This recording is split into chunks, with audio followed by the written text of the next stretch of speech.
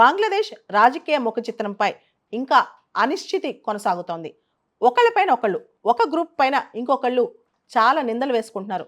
మీరు మానవ హక్కుల ఉల్లంఘనకి పాల్పడారంటే మీరు పాల్పడ్డారని చెప్పి ఒకళ్ళపైన ఒకళ్ళు అభియోగాలు వేసుకుంటున్నారు. రీసెంట్గా బంగ్లాదేశ్ మాజీ ప్రైమ్ మినిస్టర్ షేక్ హసీనా ఇప్పుడు ఆగస్ట్ 5వ తారీఖు, గత సంవత్సరం ఆగస్ట్ 5వ తారీఖు నుంచి భారతదేశంలో ఆవిడ ఉంటున్నారు. ఆవిడ బంగ్లాదేశ్ నుంచి తప్పించుకొచ్చి భారతదేశంలో ఉంటున్నారు.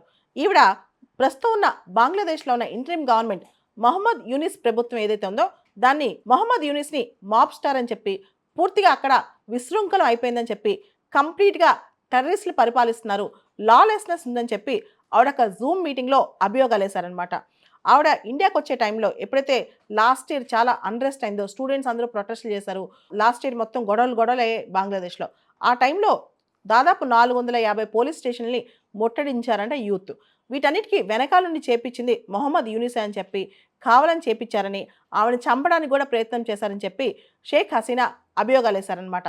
అంతేకాదు ఆవిడ ఖచ్చితంగా నేను తిరిగి బంగ్లాదేశ్కి వస్తాను, ఆ టైంలో చనిపోయిన పోలీసులు ఎవరైతే దారుణంగా చంపేశారో ఆ పోలీసులందరి మరణాలకి ప్రతీకారం తీర్చుకుంటానని చెప్పి కూడా షేక్ హసీనా చెప్పారు.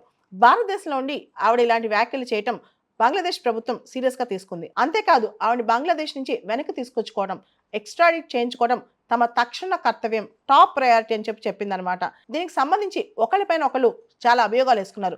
షేక్ హసీనా మాత్రం తనని చంపడానికి మెటిక్యులస్గా ప్లాన్ చేసి కాన్స్పిరసీ చేశారని, ఆ దిశగా చావును తప్పించుకుని దేవుడి దయ వల్ల ఆవిడ భారతదేశానికి చేరుకున్నారని చెప్తుంటే, ఇంకో పక్క షేక్ హసీనా తర్వాత ఆవిడ అవామీ లీగ్ చాలా తప్పులు చేశారని, ముఖ్యంగా మాస్ కిల్లింగ్స్కి పాల్పడ్డారు, చాలామంది మిస్ అయిపోయారు, చాలా క్రైమ్స్ చేశారు, చాలామందిని ఆవిడ చంపించారని చెప్పి అక్కడ ప్రస్తుతం ఉన్న ప్రభుత్వం చెప్తుందన్నమాట.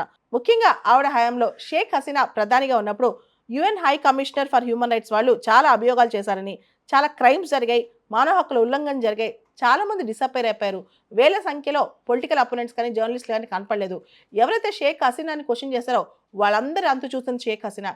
కాబట్టి ఖచ్చితంగా షేక్ హసీనాని తిరిగి బంగ్లాదేశ్ తప్పించి ఆవిడని చాలా కేసుల్లో ఆవిడ ట్రై చేయాలి, ఆవిడ చేసిన నేరాలు ఆవిడ చేత ఒప్పించాలని చెప్పి ప్రస్తుతం ఉన్న బంగ్లాదేశ్ ప్రభుత్వం ఆలోచిస్తుందన్నమాట. ఈ దిశగా బంగ్లాదేశ్ ప్రభుత్వం ఇండియాకు ఒక డిప్లొమాటిక్ నోట్ పంపించిందంట, ఖచ్చితంగా షేక్ హసీనాని ఎక్స్ట్రాడిట్ చేయమని చెప్పి.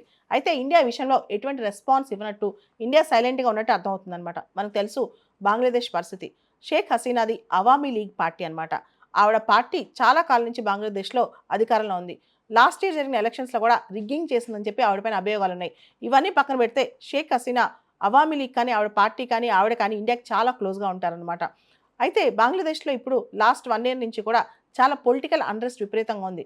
ముఖ్యంగా రిజర్వేషన్స్తో స్టార్ట్ అయిన ఈ అన్రెస్ట్, స్టూడెంట్ ప్రొటెస్టులు, చాలా పెద్ద పెద్ద ప్రొటెస్టులు కూడా అక్కడ జరిగాయి అనమాట. ప్రస్తుతం ఉన్న ఇంటరిమ్ ప్రభుత్వం మొహమ్మద్ యూనిస్ నడిపిస్తున్నారనమాట. నోబెల్ పీస్ ప్రైజ్ కూడా ఆయనకు వచ్చింది. కానీ ఒక నోబెల్ పీస్ ప్రైజ్ విన్నర్ అధ్యక్షతన ప్రభుత్వం నడుస్తున్నప్పుడు కూడా ఇలా మానవ హక్కుల ఉల్లంఘనకు సంబంధించిన అభియోగాలు రావటం పెద్ద ప్రశ్నే. ఇంకొక విషయం మనం ఇక్కడ గమనించినట్లయితే భారతదేశం యొక్క పొరుగు దేశం మయన్మార్లో కూడా కొన్ని సంవత్సరాల క్రితం ఇలాంటి పరిస్థితే వచ్చిందనమాట.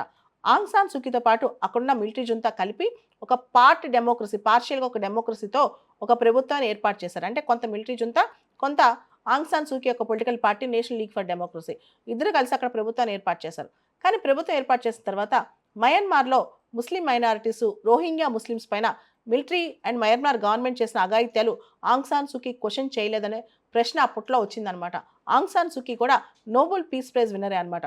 ఇలా నోబెల్ పీస్ ప్రైజ్ గ్రహీతల చేతిలో ప్రభుత్వాలు ఉన్నా సరే వాళ్ళు కూడా మానవ హక్కుల ఉల్లంఘన, పర్సిక్యూషన్, హరాస్మెంట్, వాయిలెన్స్ ఇవన్నీ ఆపలేకపోతున్నారని చెప్పి ముఖ్యంగా ఇండియా పొరుగునున్న దేశాలు మయన్మార్ కానీ బంగ్లాదేశ్ కానీ ఇలా ఎందుకు అవుతున్నాయని చెప్పి చాలా పెద్ద ప్రశ్నలు ఇప్పుడు వస్తున్నాయి.